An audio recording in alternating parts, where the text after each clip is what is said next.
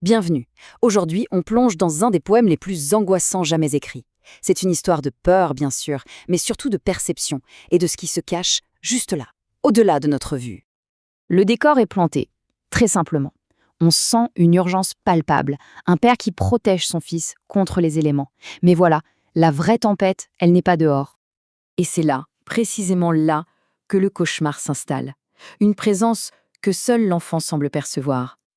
Le drame se met en place dès les toutes premières lignes. Regardons ça d'un peu plus près. On commence avec la voix du narrateur. Elle est objective, presque factuelle. Elle nous décrit une scène de soins, de protection. Le père, on le sent bien, fait tout son possible pour rassurer son fils, le garder au chaud, en pleine tempête. Alors, pour bien décortiquer le poème, la source qu'on analyse aujourd'hui propose une approche vraiment fascinante. Chaque personnage, chaque voix se voit attribuer une couleur. C'est une sorte de clé visuelle pour savoir qui parle et surtout depuis quelle réalité il parle. Et voilà la première parole du père, en bleu. C'est une simple question, mais c'est l'étincelle qui va mettre le feu aux poudres. La peur de l'enfant devient visible, concrète, et le père, lui, en bon rationnel, cherche une explication logique. Cette structure de couleur, elle devient notre guide pour disséquer le conflit psychologique qui est vraiment au cœur du poème. Voici notre cadre d'analyse. Le père, en bleu, il est ancré dans le monde logique, le monde tangible. L'enfant, en vert, est complètement submergé par une vision terrifiante que lui seul peut voir. Le roi les aulnes, en jaune, incarne la séduction de l'autre monde. Et pour finir, le narrateur, en rouge, qui nous guide de façon neutre. On a donc 4 perspectives pour une seule réalité, enfin, peut-être 2. Maintenant, concentrons-nous sur la source de la terreur de l'enfant. Cet appel le roi des aulnes. Là, c'est la voix de l'enfant, en vert. Elle est chargée d'une panique pure. Il n'arrive pas à comprendre comment son père peut être aveugle à cette figure, à la fois majestueuse et terrifiante, qui se tient juste là. Pour lui, le danger est on ne peut plus réel.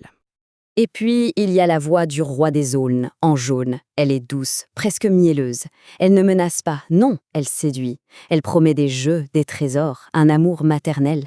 C'est une tentation surnaturelle, une invitation à quitter ce monde froid et orageux pour un royaume magique. C'est vraiment là que se noue tout le conflit. La réalité rationnelle du père, qui se heurte de plein fouet à la réalité surnaturelle de l'enfant. C'est tout le dilemme du père. Sa mission, c'est de calmer son fils. Mais comment faire quand on ne perçoit même pas la source de sa peur? La réponse du père, une explication simple, logique, naturelle. Il essaye de ramener son fils dans son monde à lui, le monde du tangible, en réduisant cette vision d'horreur à un simple phénomène météo. Ici, le fossé entre les deux mondes devient absolument immense. D'un côté, on a les promesses enchantées de jeux, de fleurs, de trésors. De l'autre, une explication froide, banale.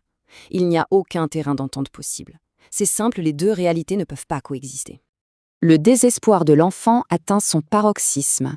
La logique du père a échoué. Non seulement l'enfant voit le roi, mais maintenant il l'entend lui murmurer des promesses. La menace n'est plus seulement visuelle, elle devient auditive, intime. La réponse du père se transforme en un ordre simple, presque sec. La tentative de rassurer a fait place à un commandement. Il ne cherche plus à expliquer, il cherche juste à contrôler une panique qui le dépasse complètement. Et c'est la question que le poème nous laisse au final. Qui croire? L'adulte rationnel qui ne voit que du brouillard et du vent, ou l'enfant qui perçoit une toute autre réalité? La réponse du poème est tragique, et elle nous laisse songeurs, sur la nature même de la réalité, et sur les limites de notre propre perception.